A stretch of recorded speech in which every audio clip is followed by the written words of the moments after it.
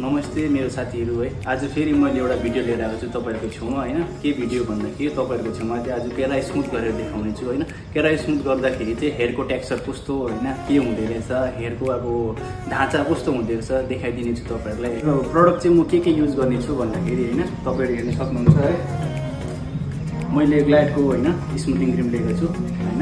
यसको बादमा एप्लिकेसन हुन्छ हाम्रो बोटोलिस है। यो दुईटा छ प्रोडक्ट, मजाले हेर्नु।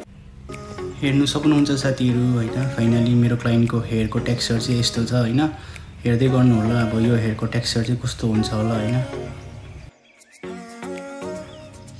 हजुर मेरो प्यारो साथीहरु है, भिडियो कम्प्लिट भइसकेको छ हैन र मेरो वर्क पनि कम्प्लिट भइसकेको छ हैन। मेरो फाइनली रिजल्ट आइसकेको छ ट्रिटमेन्टको हैन। कस्तो खालके भयो के भयो हैन, यसो माया गरिदिनु होला, लाइक कमेन्ट शेयर गरिदिनु होला है। हजुर साथीहरु अझै मेरो हेयरसँग रिलेटेड भिडियोहरु आउने छ हैन। यसरी माया दिनु होला है, यसरी शेयर गरिदिनु होला मेरो भिडियोहरु है। हुन्छ, थ्यांक यू।